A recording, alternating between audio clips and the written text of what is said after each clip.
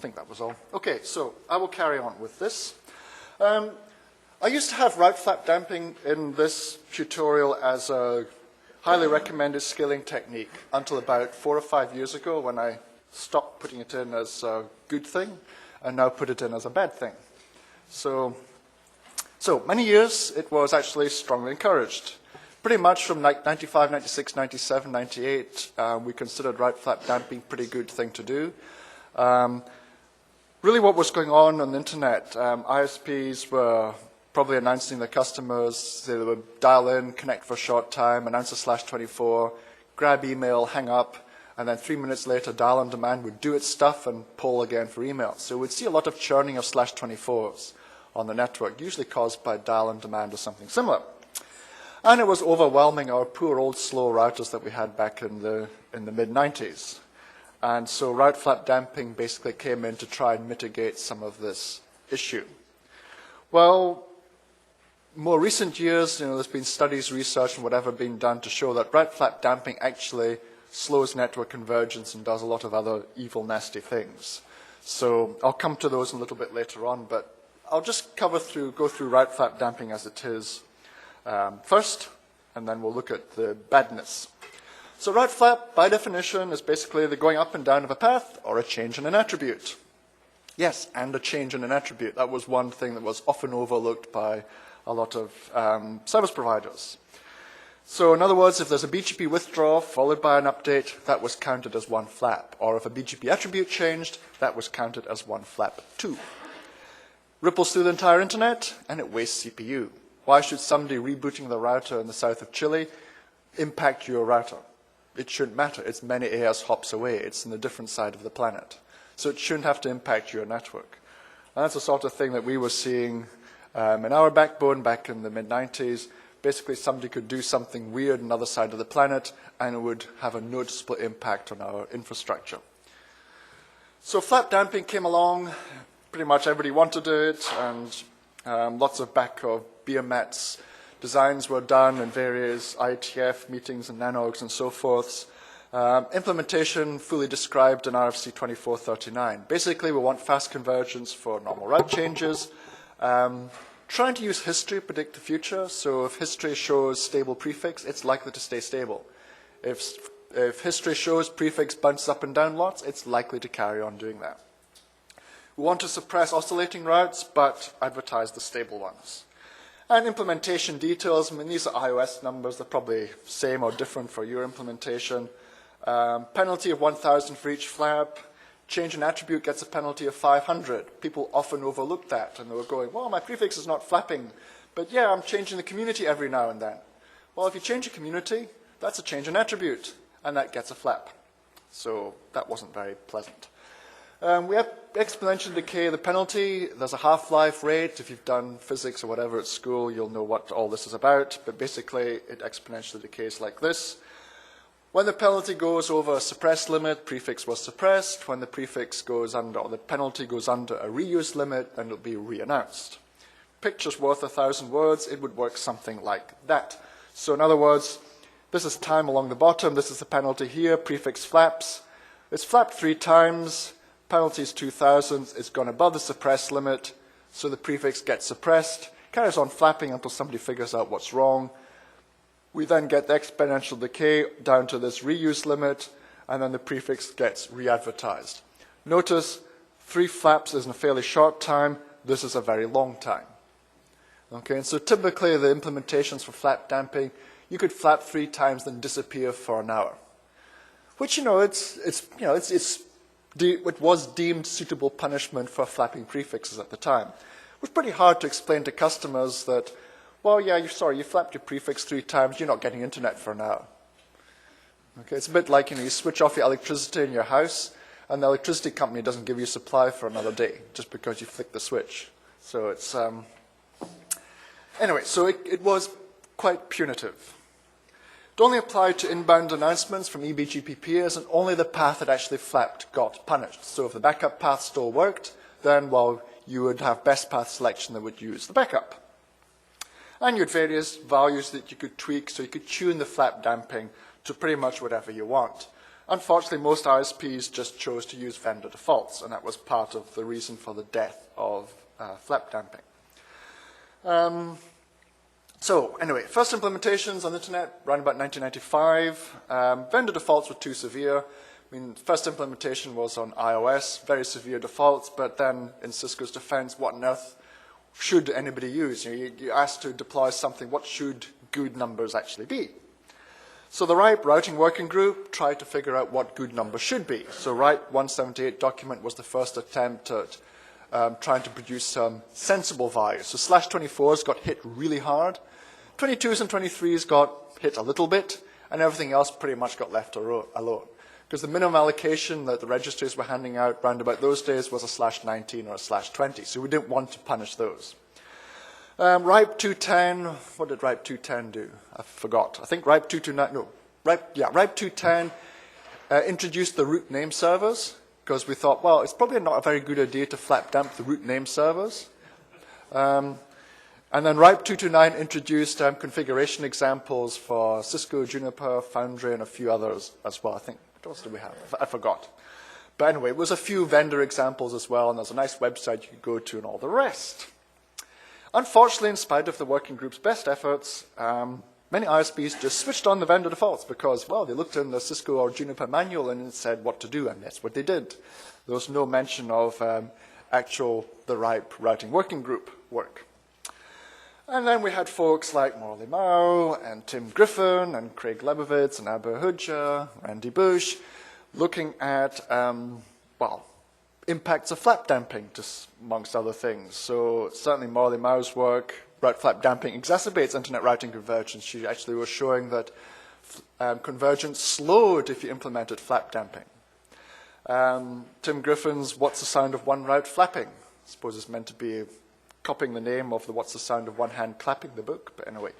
What's the sound of one route flapping? And it's a lot. It's a lot more than anybody ever expected. And, Abba Hujja's work was well known. She probably pioneered a lot of this, looking at what the routing table was actually doing back in those days.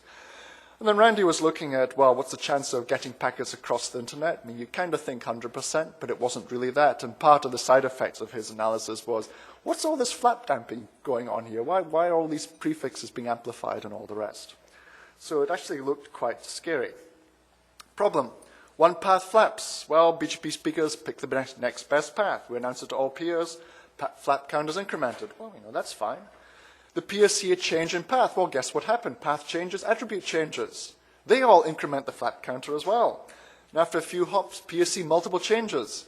And they all come from different places, so your flap counters are going berserk.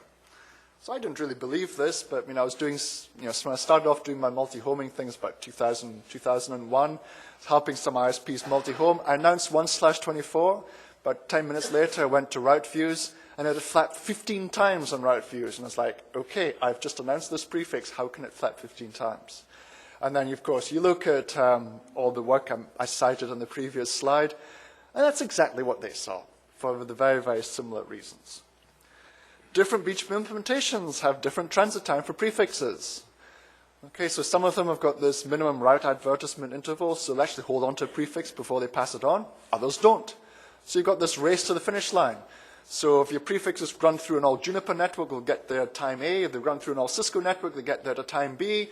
If they run through a 50-50 Cisco Juniper network or AS path, they'll get time C, time D, and all the rest. So you've got this avalanche of announcements all arriving at different times. And so, of course, the end sites see this as multiple flaps. Solution? Don't use route flap damping. Very easy. Just don't do it anywhere at all. Because it will unnecessarily impair access to the network and to the internet. Now, I'm going to show you some stuff in probably about 20 minutes' time or so, which probably makes us think that we really need to revisit this flap damping thing, but we need to revisit in a way that actually makes it work for us. RIPE routing working group, we did RIPE 378, which basically explained the last few slides, like what the problems are, what not to do, and basically just don't do flap damping at all.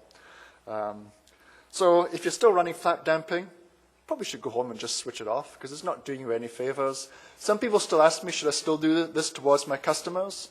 Well, if your customer's talking BGP to you and they flap the prefix, well, that's probably their issue. But if they've only got one router and it's talking BGP to you, it's unlikely they're going to flap a prefix. What they're going to do is shut the BGP session down, and that's not counted as a flap anyway. So there's probably not much benefit there. But certainly if you're providing transit to any autonomous systems, you really don't want to do route flap damping at all, as it is implemented today.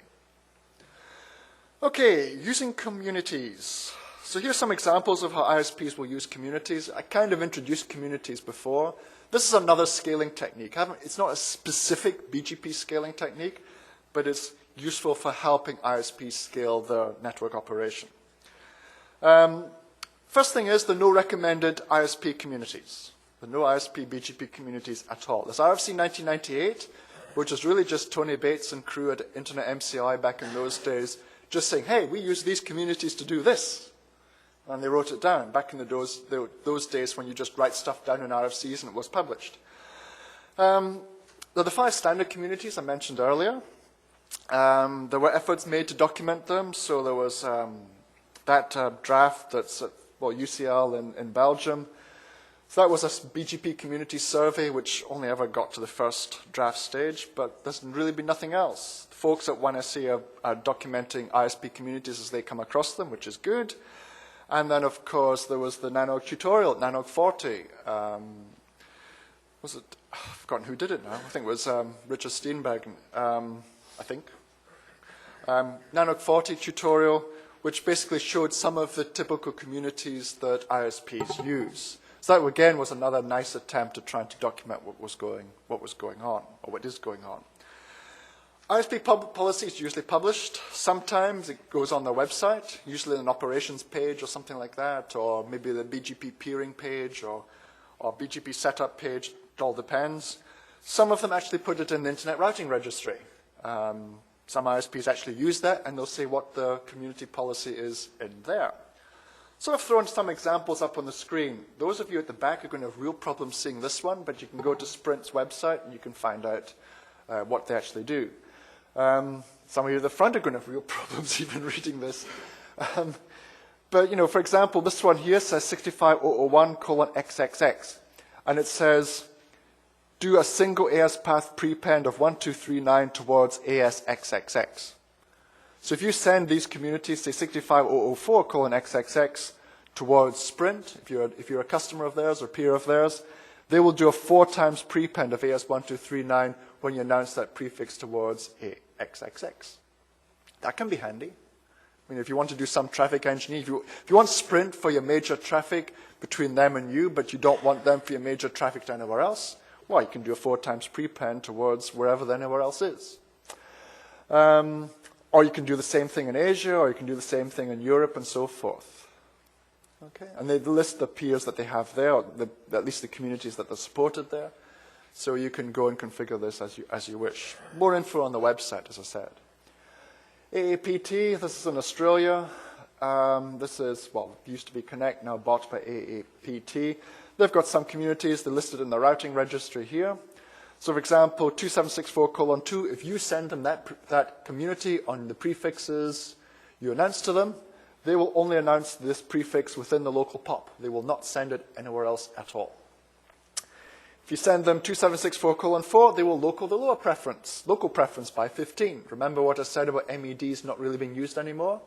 Well, this is the alternative. You send this community here, and they will lower the MED on that particular path from the default of 100 to 85. So in other words, giving you the same effect as sending MEDs. Okay. Who else? Well, Verizon Business in Europe.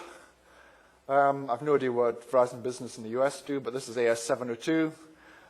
Anybody who's associated with AS702 will know these, as I know them. 702.80, set local pref 80 within AS702. So if you, as a customer of 702, send them 702:80 on your announcements, they will set local pref 80 on those prefixes. Or they will set local pref 120 on those prefixes. So again, it works like MED does, or used to do. You send them that community and will either raise the local pref or lower the local pref. So useful for traffic engineering. 702:1 does a single prepend, 702.2 does double prepend, 702.3 does triple prepend. These seem to be very common. Not only Verizon does these, quite a few other ISPs I know do these ones. So I think they're pretty much, even though they're not standard, they're pretty much industry de facto standard values that are being used. And the various other ones. I'm not going to go through them all, but you can see the examples here. Do different prepends and announcements in different regions and so forth. BT Ignite, this is the, well, it's more worldwide network, but definitely European network.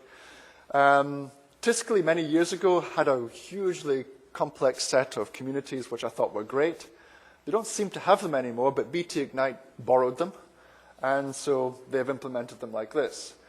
And so you look at them, again, if you look in the AS object and the RIPE routing registry, you'll see things like 5400:1000. If you attach that to a prefix, they will not announce it to any of their peers or transits. Or if you send them 5400:2000, they'll do a single prepend of 5400 to all their peers or transits. Okay. And then they've got the transit providers here. So, I mean, if you don't want to announce the prefix towards Sprint, you send in that community. If you don't want to announce it towards AT&T, you send that community, and so forth. Have a look at the AS object. It's a huge list. Pretty sophisticated list, and I'm sure some of you could borrow this for your own network as well. So you as a customer send these communities to BT Ignite. They will do what they say up there. Level 3, they've got a very complex one. Again, if you look in the RIPE routing registry, you'll see this one for AS3356. Similar stuff, you know, they do a single prepend to peers, they do single prepend to particular AS that's supported. They will do set local pref 70, 80, 90, pretty similar to the MED ideas. There's the black hole one, 3356:9999. I was explaining to somebody during the break. This is wonderful. I wish every ISP would do this.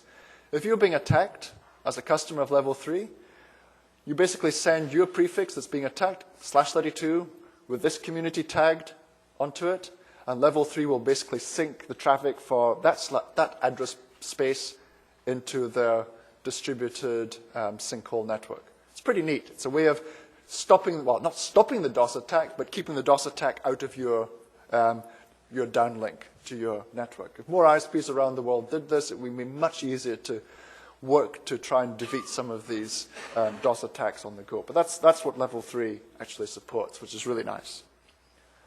Okay, so those are some examples. You can find a whole heap more sitting around on the network. So check with your upstream provider. See if they support communities, at least some like this, because it can be really useful for you doing your traffic engineering. I generally put this in the multi-homing tutorial, but I've added it into this one because people always ask me at the break, okay, what about communities for external BGP? Don't we do those as well? So I've thrown them in for this presentation as well, just so you see how they work. So let's get on to the second piece, deploying BGP. We've learned all about it. What do we do? Well, look at the role of BGP versus the IGPs first. So we've got the IGPs, interior routing protocols, ISIS and OSPF are pretty much the favorites these days. In the service provider space, you don't see many ISPs using much else. If you look in the enterprise space, things are a little bit different. EIGRP tends to be the overwhelming favorite with some OSPF, but very much for the service provider space, ISIS and OSPF seem to be dead heat in popularity.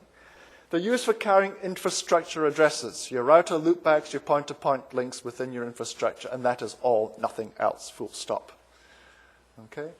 Design goal for most ISPs is to minimize the number of prefixes carried in the IGP. So you don't put internet prefixes there, you do not redistribute from BGP into ISIS. Even though the command exists, does not mean it's a good thing to do. Do not go whining to your vendor that you cannot do it. Okay, and it doesn't work properly or your router crashes. An IGP is not intended to carry 270,000 prefixes. Don't put your customers there either. A lot of people still seem to think, yeah, we'll drop our customers into OSPF, and then we'll redistribute OSPF into BGP at the border, and hey, everything will work just nicely. Well, I'm sure something will work if you've got 10 customers, but when you've got 10,000, it may not work so well. Convergence of your network will really be severely impacted. So most design goals are to minimize the number of prefixes in IGP. put them all into BGP. We've seen this before in the first half. You've got iBGP and eBGP. Treat them as different routing protocols with different aims in life, and then you won't go far wrong. I'm going to come back to that particular theme a little bit later on when I start one of my favorite rants. Okay, iBGP, that's where you put your customer prefixes. iBGP, put your internet prefixes, the prefixes you learn from your peers and your transits in there. eBGP is what you exchange, or what you use to exchange prefixes with other autonomous systems. Okay, what goes in eBGP is not necessarily the same as what goes in iBGP. That's the model. We've seen that before. Do not distribute BGP into OSPF or ISIS. Yes, the command exists. Doesn't mean it works very well. Don't distribute IGP into BGP. Yes, the command exists, but it probably won't work so well either.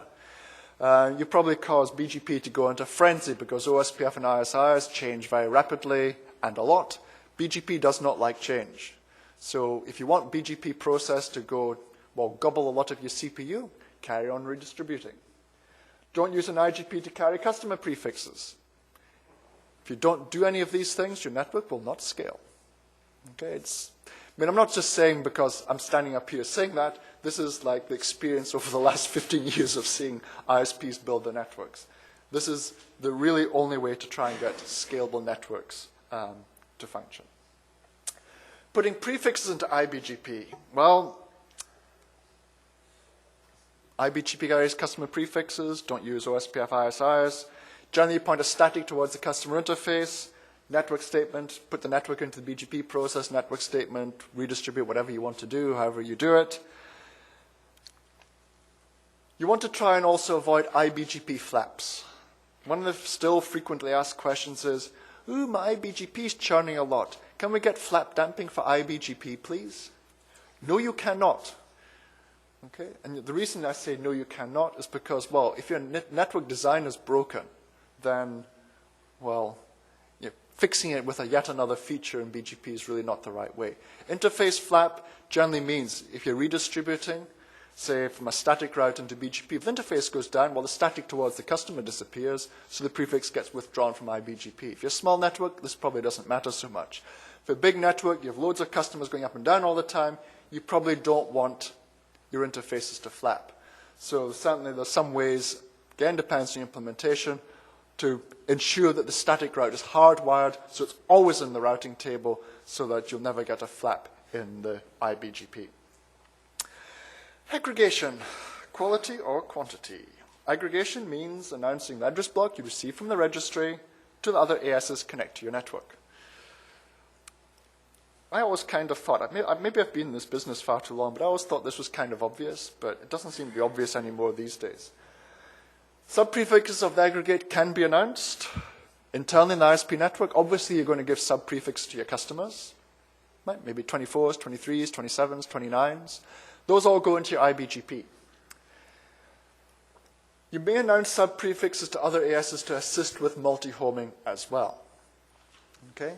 Now, the subprefixes you announce to aid with multi-homing, stealing from the multi-homing tutorial that I sometimes do, it's not a case of you take your address block and chop it up into the smallest pieces possible and just spray it out there and hope something works. Okay?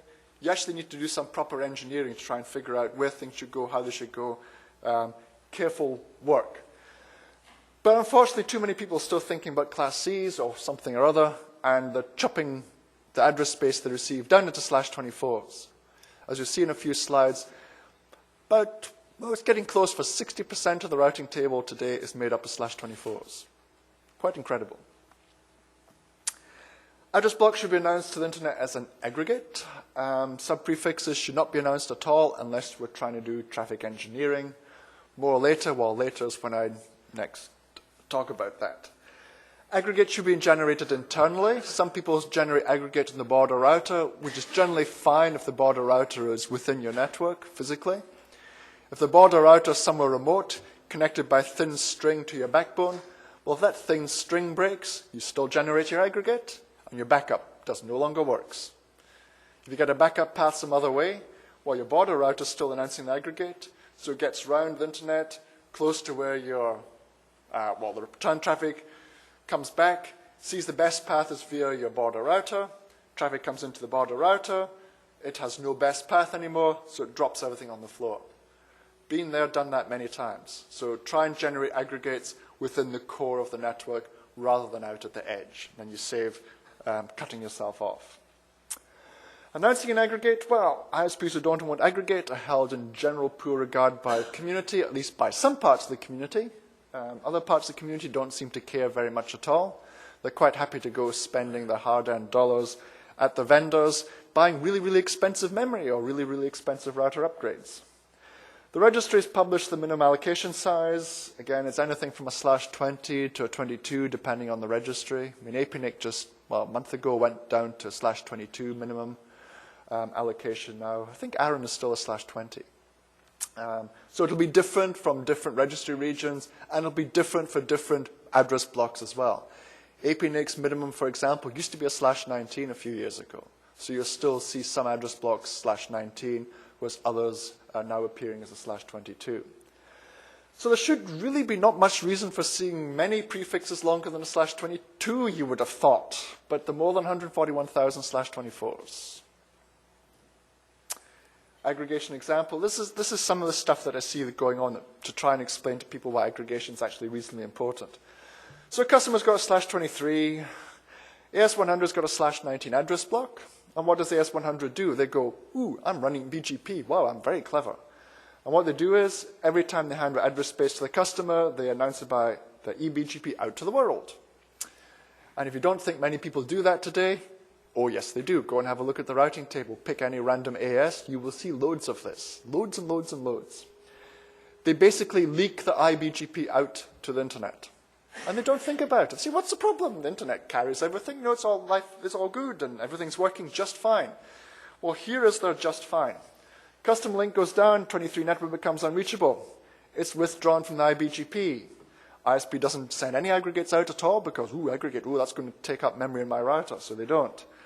23 network withdrawals announced to peers. All 29,400 autonomous systems in the internet will see this withdrawal. Added load on all the internet backbone routers.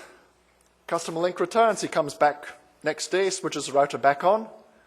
And of course, when you switch a router back on, you'd want your network to work. I mean, you'd walk into a room, you switch on the lights, and they work.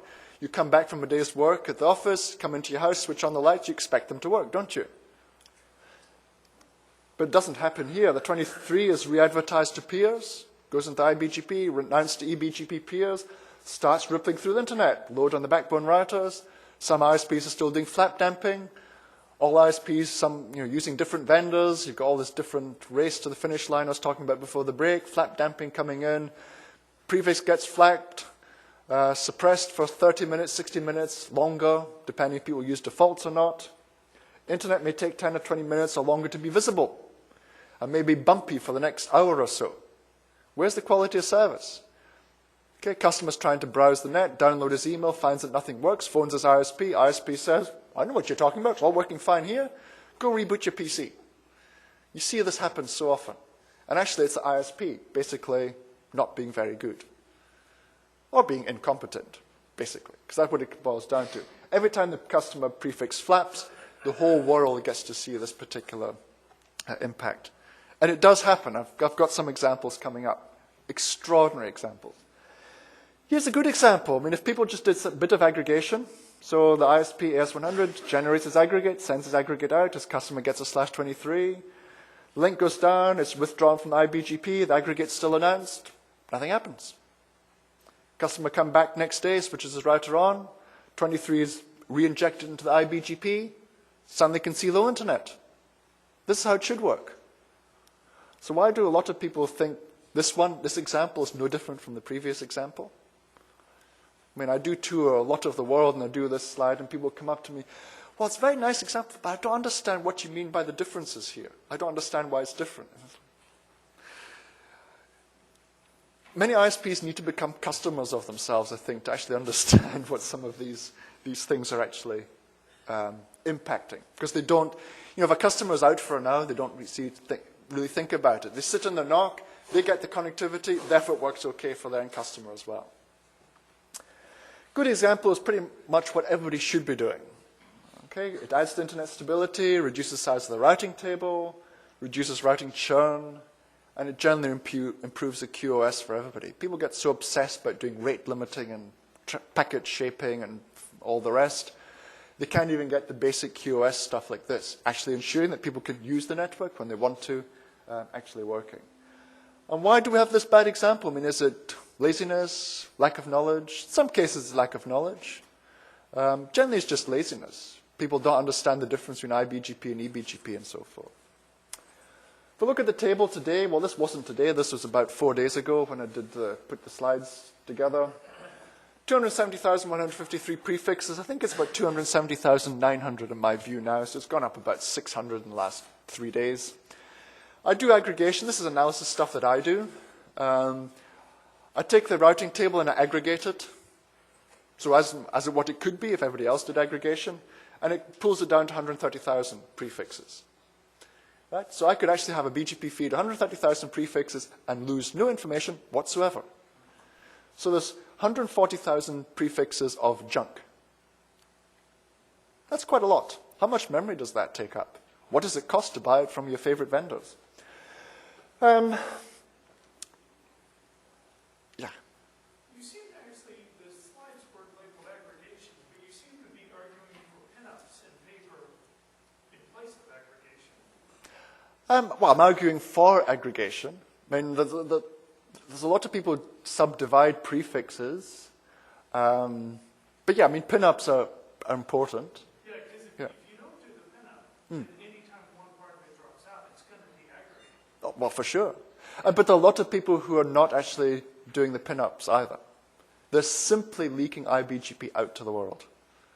I mean, you can have a look at the BGP table just to see it.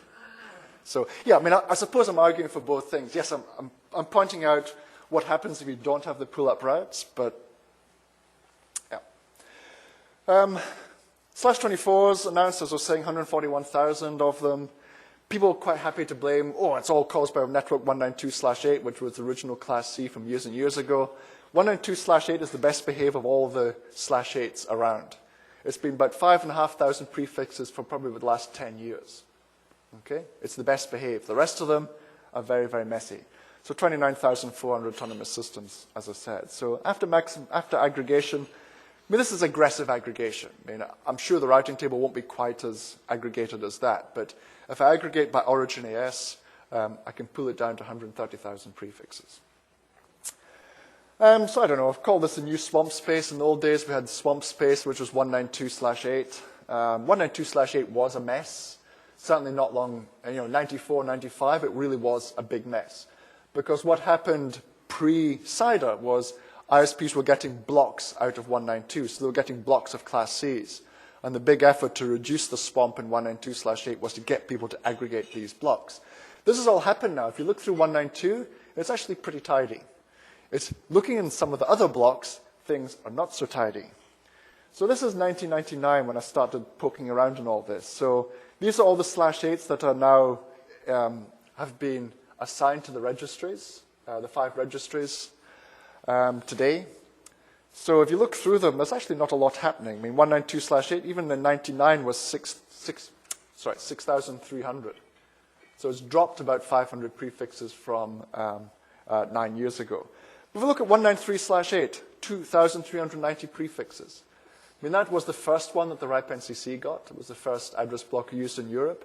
And it was sitting around 2,400 prefixes for many, many, many years. And it's been fully allocated for goodness knows how long. So watch that one as it moves over to the next slide. 202/8 was APNIC's first address block. Well, it's a bit funny. It was actually AUNIC. So they got a fair chunk of that address space. And Telstra for a long time announced, I think it was 202/12 or 11 or something like that. So certainly in 99, it was nice and tidy, 2,276 prefixes. 203 also was APNIC, 3,622 prefixes. Fully allocated address blocks in 1999. So what has changed between 99 and now? So if we look at, 192/8, total prefixes 6,929. That's not changed very much. 193/8, it's gone up to 6,220. what exactly has changed? I mean, that's a fully allocated block from the RIPE NCC. Why does it need to be disintegrated so much? But these two are amazing. 202/8 is now almost 11,000 prefixes, and 203/8 was 11,000 prefixes exactly. Okay? And you look back in 99, fully allocated, that size. Today, they've gone up to that. So that's quite amazing. If you look at most of the rest of them, they're around about 5,000 or so. So you look through all here. Ones that are fully allocated tend to be hitting around about 5,000 or 6,000. Okay, so this is really what's going on. So the registry blocks are contributing about 89% of the internet routing table. And that's actually been consistent. If we go back to February, again, the registry blocks are contributing 88% of the routing table. So this also means that the other address space, the legacy address space, is also being deaggregated as well. So yeah, showing creeping deaggregation. I don't know, just kind of waving my hands, but if assuming 5,000 prefixes once fully allocated, we could end up with maybe 440,000 prefixes in the BGP table. And if the remaining 39 unallocated /8s, we could probably end up, I don't know, this is just complete waving my hands in the air, maybe 850,000 prefixes in the BGP table. How much memory do you need to handle that? So people probably should start thinking about that. When will we be fully allocated? Probably 3 years from now, maybe sooner. So I don't think these numbers are really that far away. And certainly if you look at the graph of the growth of the table, which is somewhere coming, you'll see that the growth is accelerating. Yeah, so the rest of the address space is showing this deaggregation also. And a lot of the justifications are for traffic engineering.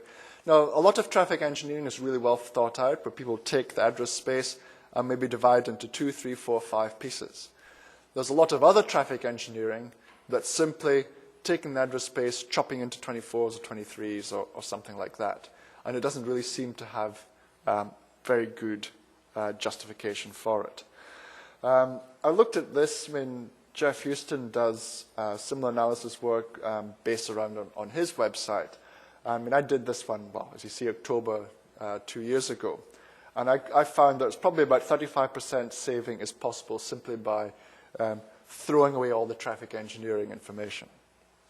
So I suppose if everybody's using the no peer community, we probably could reduce the routing table fairly noticeably. Okay. Anyway, so excuses tend to be like, well, traffic engineering probably causes about 10%, so real traffic engineering that we can't avoid.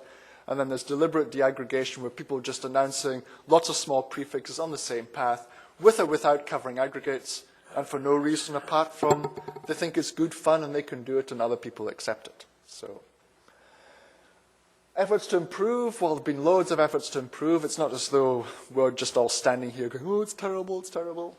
The CIDR report was the first one. CIDR report actually started off trying to encourage people to move to classless routing from the old classful routing. So it was trying to encourage people who got legacy 192 space to actually join the groups of 24s they had into bigger announcements. So Tony Bates started that off. I think he was still at RIPE NCC when he started it. But he carried on when he was at Internet MCI and when he was at Cisco, and then he handed over to me, and then I handed it over to Jeff. So it's all got a nice website, a lot of work that Jeff put into it at www.ciderreport.org. And it generally lists a whole heap of things, but includes the list of 30 of service providers or autonomous systems who could do better at aggregating. We're also the RIPE Routing Working Group. This is Mike Hughes and my fault, along with Rob Evans from Ucarna, was the RIPE 399 document, which basically looked at some of the causes of aggregation and tried to encourage ISPs to actually consider announcing aggregate and be more considerate when doing traffic engineering. So we documented a lot of the current practices and so forth, so that's in the RIPE 399 document. It's been translated into Spanish. Was it last year, I think that was done? And about 3 days ago, it's been translated into Japanese. So the internationalization folks at JANOG actually did that work. So for our Japanese speakers here, you can go and read all about it in Japanese as well. And if you feel brave, you can compare it with English version and see how well it's mapped across. If anybody else wants to translate into any other languages, you're very welcome to do so. Anyway, so the CIDR report, the website allows searches and computations of aggregation to be made on a per AS basis. So there's actually a tool in there. You can pop your AS number in and find out things about it. So let's look through the website quickly. So going to the home page, CIDRreport.org. So you can see, well, Jeff's view is, where is it, 282,000 prefixes he sees, which is a wee bit more than I see. I'm seeing, my view is that Dixie in Japan, Jeff's one is what he gets from, where does he get it from? I think he might get it from Telstra still, or Reach or somebody. Similar kind of AS numbers and so forth. So the Aggregation Summary. So here are like the top announcements into the internet.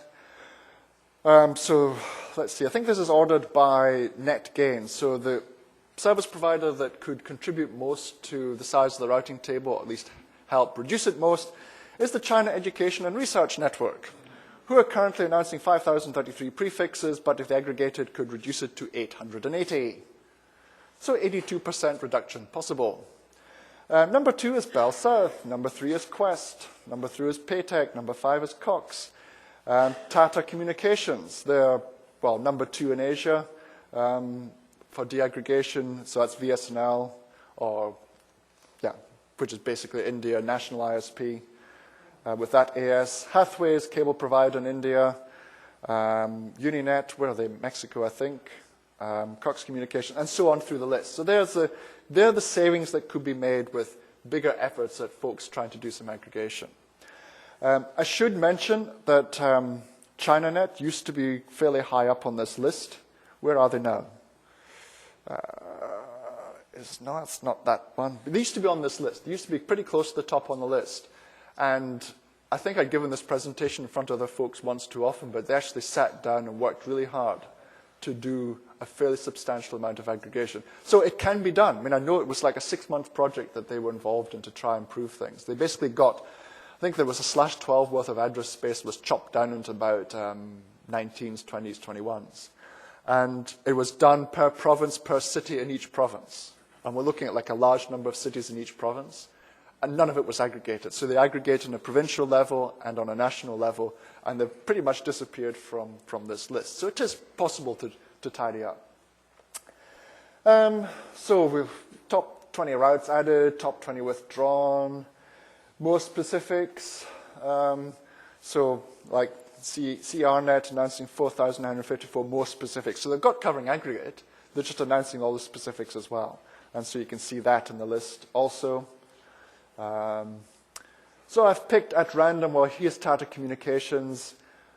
Because this appears number 1 in Asia, and I spend a lot of time in Asia, obviously, because I live there, this one features quite a lot in my BGP presentations.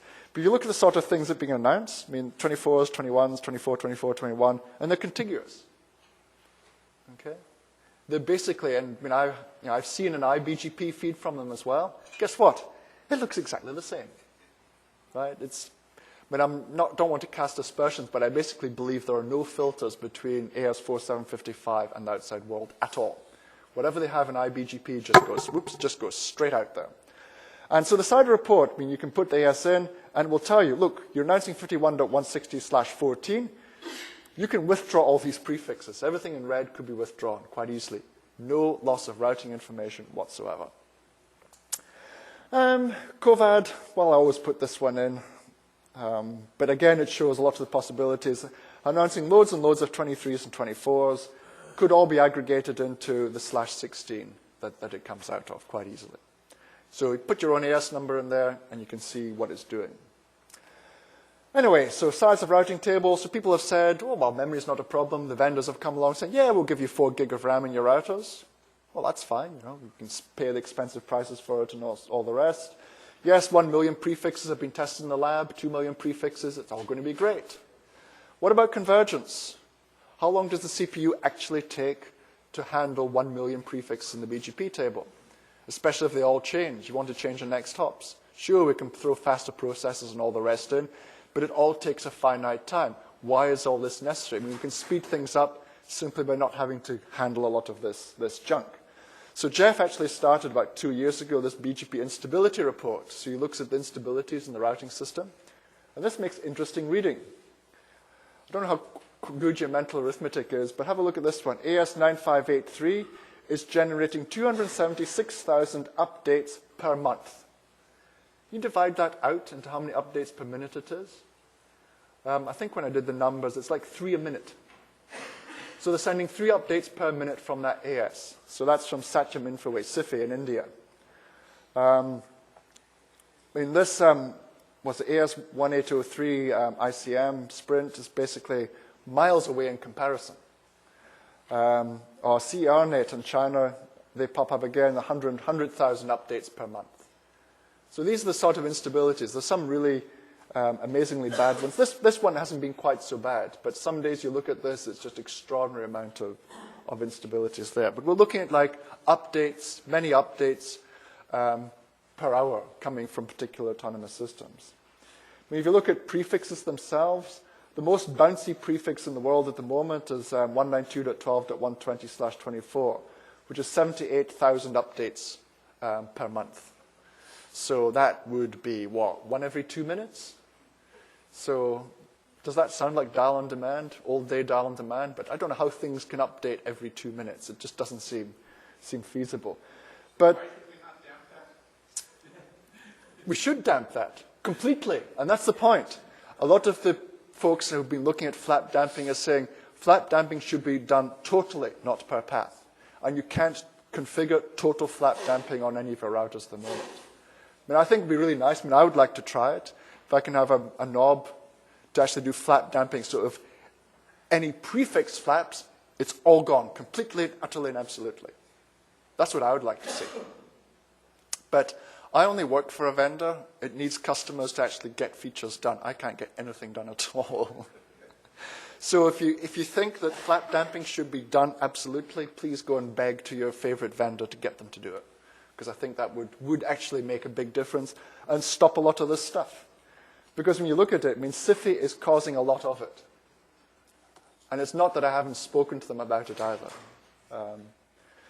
Okay. Anyway, so that's tracking the updates, the instabilities in the routing system. Note this is the view from, I think it's pretty much from the Telstra's network in Australia. It will be different in different parts of the world. So I need to check with Jeff. He's actually not here in the second half, but I need to check with Jeff what views he actually gets to see these instabilities. But if any of you want to track it in your part of the world, I'm sure I'll be delighted. Anyway, so aggregation potentials. This, again, is just taken from Jeff's website because it shows it better. So there's the routing table today, onwards and upwards. This growth rate here, when I sort of pulled it out and put a curve against it, it's actually faster than it's ever been. It's faster than this piece here. That was just before the dot-com bust, 2000, 2001. Today, it's faster than it was. I'm not going to draw any parallels to the financial collapse that's happening around our ears, but maybe we can predict financial collapses just by the rate of growth of the routing table. Anyway, sorry. What I was going to say is if you actually aggregate by AS path, it can pull the BGP table down there. Aggregate by origin AS, it pulls it down there, which is more the numbers that I'm getting. I aggregate by origin AS. Jeff aggregates by AS path, which is up there. So having something like this in the router could actually be useful. I know some ISPs actually do filter what they get. But again, there's no real knob that you can switch on in your router that I'm aware of that if you see an aggregate, it will ignore all sub-prefixes. Because I think more people are going to start asking for that rather than pay thousands and thousands of dollars just to get extra gigs of RAM. Anyway, so I would say 35% saving is quite feasible in the routing table today. Okay, receiving prefixes. This is getting back to best practices. I'll stop my aggregation right now. Receiving best practices, the 3 scenarios for receiving prefixes from other ASs. If there's a customer talking BGP, your peer, or an upstream. And you kind of have to treat them all differently. You can't just treat them all the same. Right? They've got different filtering requirements, and you need to handle them separately. Firstly, customers. You should only accept prefixes from your customers that you know they're actually entitled to use. So if your customer wanders up to you and says, hey, I've got such and such an address space, check that it's actually theirs, not just something they've made out of thin air or something like that. Check that it actually is their address space to announce. I mean, obviously, if you've assigned them an address block out of your own space, it's fine. But if they're turning up with their own address space, check that it really is their address space. That's all you can do. There's no other authoritative way. You have to check up the registry database, and it is actually theirs. If they're the registered, user, then you're probably fine to announce it. Question. Yeah. Does that make it harder for your customers to announce their address space on your network than it does for them to announce it to peers? Does that make it harder for them to announce address space in your network rather than for peers? No, I don't see why it should, really. So peers check Yes. the address space? Yes. Yeah, I mean, I'm going to do that next. Yeah, peers should be checking address space as well. Yes. I mean, I would even say upstream should be checking address space too. Well, there's some classic cases where upstream's quite happy to accept whatever the customer sent them. We've heard of 1 or 2 instances in the past. So, but yeah, it's generally filtering, check what the customer's entitled to send. If they're not entitled to send it, don't accept it. So there are the 5 registry databases, and that's pretty much all that you can check. Very simple tool, whois. So some registries have a web interface to the whois tool, but you don't have to do that. I mean, most Unix systems these days have a whois command. You just do whois and look up the address space. And if the customer doesn't match the one who's coming along, then you need to start asking questions. So I've just thrown some examples in here. I mean, if it's a portable address space, it's like somebody turns up and wants you to route 202.12.29.0. Well, you look it up and say, oh, that's APNIC's address space. Well, if they're not APNIC, then you probably don't want to start announcing this address block, for example. Here's another one. Somebody turns up with 193.128.2. Well, if they're not Wood Mackenzie, if that still belongs to Wood Mackenzie, then, well, you shouldn't be announcing the address block. Right, so from peers, well, it's somebody with whom you agree to exchange prefixes you originate into the internet. So it's generally private peering, so you're giving reachability into your network to them, and they're giving reachability into their network to you. So that's pretty much all that you should be doing with a peer.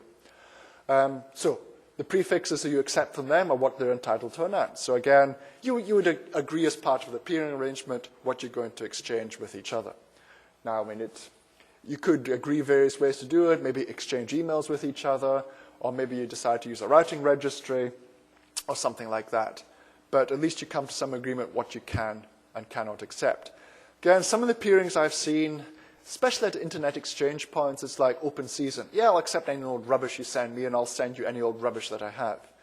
That's only going to end up with serious accidents. If somebody sends you a default route across your private peering, well, you'll end up using their links for all your outbound traffic rather than your own links. And your own links are probably a lot better than theirs, for example.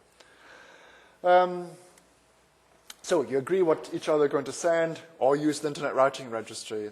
Quite a few ISPs use the Internet Routing Registry. If you want to automatically configure your routers and so forth, or semi-automatically, you can use the IRR toolset, which ISC look after, or you can write your own scripting to do that. I mean, again, ISPs either do their own scripting or they use the IRR toolset. So that's all possible. What about upstreams? Well, the upstream are your transit providers, the ISP who you're paying to give transit to the whole internet. So do you want to receive full prefixes from them? All 270,000 or so? Well, I mean, you can do if you want to. I always ask the question, do you need to? What's wrong with the default route? Default route says, I know how to get to the internet. I mean, if your upstream provider's only got a single connection to the internet, then you probably don't want just a default route from them, because they don't have any redundancy. But if they're well connected and so forth, getting a default route from them is probably a good thing to do. It certainly saves you 270,000 prefixes, and boy, does it make your BGP convergence speed up. If you've got any link failures, you will fail over to backup links in a matter of seconds rather than a matter of minutes. So having a sparse BGP table is generally a pretty nice idea. If you're a transit provider, it's probably slightly different. I mean, if you're a transit provider, you probably want to have the full BGP table, because then your customers probably want to have full table or substantial table or something like that, and it gets too hard for them to try and do any multi-homing. But if we look at the internet today, although what, 3,500 autonomous systems provide transit, 26,000 are end of the internet. They're not providing transit anywhere else. So if you're not providing transit to other autonomous systems, ask yourself, why do you need a full BGP table? So if you want to receive prefixes, again, don't just accept any old rubbish. Again, many historical accidents have happened because people have accepted any old rubbish. For starters, you don't want to receive the private address space. There's a lot of prefixes in RFC 3330 that are special use. Some should be routed, others should not. So check those up just to make sure that you're getting the right stuff. Don't accept your own prefixes. Why would you hear your own prefixes from anywhere else? That's pretty unusual. Don't accept the default route unless you need it, because from time to time the default route does get announced by accident. So you probably don't want to hear a default route from some places you weren't going to expect it. Some people are now allowed prefixes longer than /24. It seems to be, again, industry standard of not accepting anything longer than 24. So 25, 26s, 27s, 28s, you don't expect to see these. There are not many of them anyway. It's not going to cause a massive problem, but generally you don't see them. If all this is too much for you, well, Team Cymru have a nice service. They've got this Bogon route server, which basically will send you a BGP feed of prefixes that you probably don't want to see on the internet.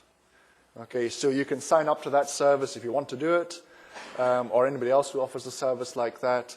And I know quite a few ISPs who are using it who are perfectly happy.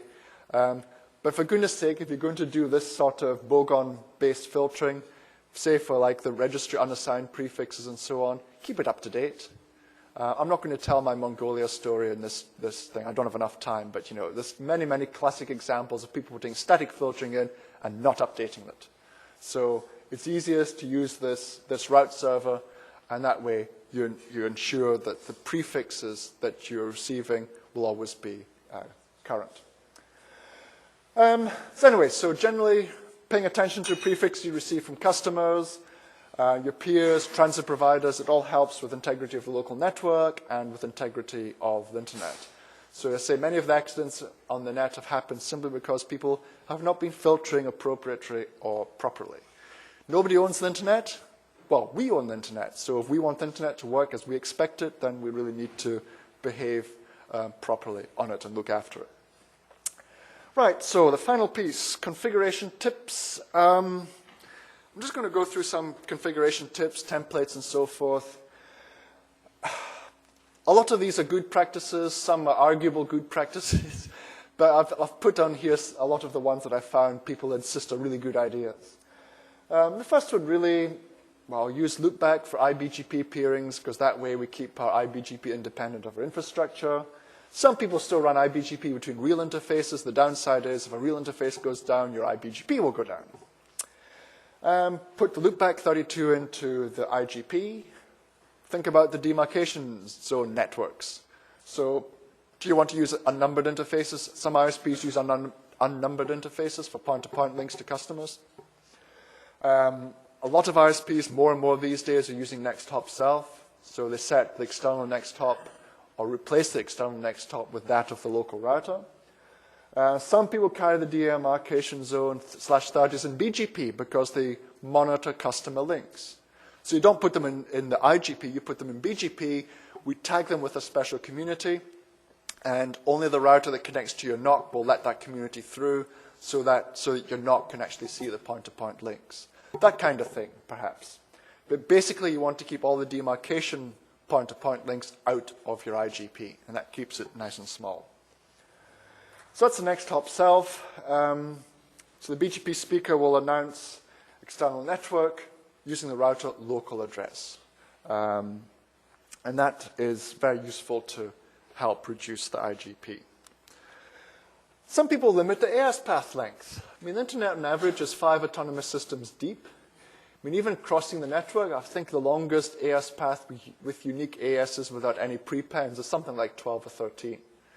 So the internet's not really that broad. It's very, very dense. So some ISPs go, well, if I'm only really going to see about 13 or 14 max, why should I see an AS path with 60 ASs long? So they limit the number of the maximum AS path length to around about 20 autonomous systems. Okay? Again, I track these numbers. The internet is generally the longest AS path, sometimes usually about 14 or 15. And then every month or two, it pops up to about 50 or so because somebody does a 40 times prepend because they don't know how local prefs work or something. So some ISPs will do this. I mean, there was something, was it 2-3 years ago? There was somebody tried to do a 255 or 256 AS path, and it corrupted because in the software it didn't actually check because nobody ever thought that ASs will ever be more than 255, so it didn't actually check in the software whether it would be longer, so it overwrote some other memory and started causing routers to crash. So you see some ridiculous examples. This is an old one from the days of the 6-bone, the IPv6 experimental network, long gone. But you saw something absurd like this. This was actually caused by a bug, a withdraw bug, but you still see these ridiculously long AS paths. And here somebody's done a massive AS path prepend, AS16327. This is the best path. It's the only path in the routing table, but they've done a big prepend for some reason. Okay, no, doing massive prepends will not override local prefs. So anyway, but they're more classic examples. 20 is mild compared to some that I've actually seen. So some people actually now limit AS path, the maximum length of the AS path. So the prefix has more than, say, 20 ASs in the path. They ignore the prefix altogether. There's a BGP TTL hack. Again, it's limited deployment I've found. I mean, RFC 5082 describes this. And it's a bit of a neat trick. It's designed to stop DOS attacks in BGP sessions. So the way this works is, and basically your router's sitting here. Well, normally your TTL, it will be 1 here, TTL 0 there, which is fine for somebody sitting out in the network because they can send crafted BGP packets with the right TTL to try and disrupt the BGP session here. Well, if router 2 sets the TTL to 255, then router 1 expects the TTL coming in to be 254. So router 1 is told, expect the TTL from router 2 to be 254. Or 255, I should say. Okay, expect it to be 255. Then, well, the BGP session will work on that. The beauty of this is an attacker sitting out here has to send a packet. The TTL will be reduced. It arrives at router 1 with a time to live of 253. So router 1 goes, well, that's not for me, wrong time to live, goodbye. So it's a pretty neat trick which some ISPs are using to try and avoid having these general attacks on BGP peerings. So there was a Nano presentation back in 2003 explaining how this all works. As I said, it's in the RFC. Some ISPs use it as it gives them, as I put in brackets or quotes, their security for the BGP sessions. So some ISPs consider it useful. Note that both neighbors have to agree to use the feature. You can't just decide to set it up yourself because your neighbor will still send packets with TTL1. So it won't be too useful if you try and configure it. Templates. I always think templates are great things for doing configurations. There's nothing worse than trying to do custom configurations for every single router in your network. Most ISPs have what? Core, distribution, aggregation, border, service, system, whatever, routers. So if you have standardized configurations for each one, then it makes managing the network much easier. You just put the standardized configuration. If you need to make a change, you update your template, and then you upload it to all the routers. And then you know all the routers will get the update. It's much easier than running around each one and making custom changes. Also, vendor defaults tend not to be optimal or even very useful for ISPs. Just because a vendor has decided that one thing should be a default does not mean it should be the default. You need to decide what the default is for your network. I mean, yes, there's some obvious defaults that the whole industry thinks should be, but the problem with a lot of vendors is they service more than one market. So trying to find a nice default that fits into all markets is probably a bit of a challenge. So what you find is the ISPs tend to just create their own templates. There's some industry well-known defaults. Folks like the Team Cymru keep these. If you look in their reading room, they've got various router and BGP and all the rest templates, which are considered industry best practice, good practice, people favorites, and so forth that you might like to consider adopting for your own network. So I've put some iBGP ones here. So iBGP between loopback interfaces, pretty much standard. Next hop south, pretty much standard. Sending communities in iBGP, otherwise accidents will happen. If your neighbor sends you a prefix with no export and you don't send communities within your iBGP, your neighbor's wasting their time and you end up leaking the prefix that he wanted to be suppressed. Hardwire BGP to version 4. Yes, there's still some comedians out there who try and set up BGP version 3. Or there's some people who like playing around with BGP version numbers. There's no BGP version 5 yet. So some ISPs make absolutely sure BGP is hardwired to version 3. Some people use passwords. A lot of people use passwords in iBGP sessions. Within the network, that can be pretty useful. I see it more used outside the network for eBGP sessions. Again, with a view of all the ISPs I see, some of them mandate passwords, others will absolutely not use passwords. So your mileage may vary in what you want to actually try and do. Honestly, I don't think there are many people who attack BGP sessions, but I think we're all working in a paranoid phase right at the moment. It's a pretty powerful prevention tool, especially when it's combined with filters and the actual TTL hack I mentioned earlier. BGP damping, do not use it unless you understand the impact. Some people still use it, and well, if they understand the impact, that's fine. And definitely don't use any vendor defaults, flap damping or otherwise, unless you really understand why. Remove private ASs from announcements. Private ASs should not appear on the public internet. So most vendors, again, have nice commands that will strip out private ASs from AS paths. Use extensive filters with backups. So some people use, say, prefix filters to filter prefixes and then back them up with AS path filters. If you've got a private peer with a neighboring AS, then put in an AS path filter that says, only let this AS into my network. That's an example. What else in eBGP? Use a password again. Some ISPs use passwords, others don't. Maximum prefix tracking. Quite a few people use that. If you only ever expected to get 1,000 prefixes from your peer, you probably want to just set something up so that you'll disconnect the session if they suddenly send you the full BGP table. So quite a few people will use maximum prefix tracking. You can get it to do things like shut down the BGP session if it goes over, or just repeatedly send you warning messages. You can get it to restart the BGP session after an hour, just in case it was configuration error, all this kind of stuff. So it's fairly configurable how you can handle it. I mentioned the maximum AS path length. Log the changes of neighbor states. That's pretty useful as well. And keep an eye on the logs also. Make the BGP administrative distance higher than that of any IGP. Now, again, it depends on your defaults. Some defaults for eBGP have the admin distance 20. So if you learn external prefixes by eBGP from your own infrastructure, they're going to override your IGP, which is probably not too useful. Again, I can just say been there, done that. So it's not very pleasant trying to unravel from that one. So if you make your BGP administrative distance higher than your IGP, then you save that accident from happening.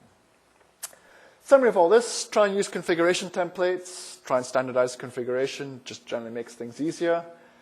Keep aware of standard tricks, to avoid compromise of the BGP session. Generally just do anything that just makes your life easier.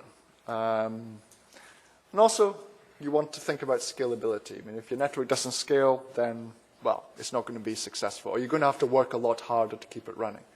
So the general goal of all of this is try and keep it simple, try and keep it scalable, use templates as much as you can, be aware of industry best practices, keep an eye on what they are, don't go on anything static like this tutorial. Dear Philip, I read your tutorial from 1998 and I've been following what it says. Well, don't, because it's 10 years out of date. Okay, so keep an eye on tutorials like this or from anybody else and so forth, what the industry best practices are. Sit on the different operational group mailing lists. Nanog lists can be useful for some of this stuff. Or if you're other parts of the world, look at those operations lists there. And you generally keep abreast of what's going on. And that is it.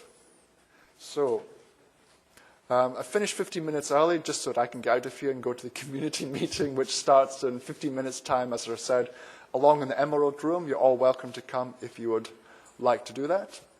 If you don't want to go, there's the welcome party this evening in the Bonaventure Brewing Company. Otherwise, we'll see you all tomorrow. Thanks for coming.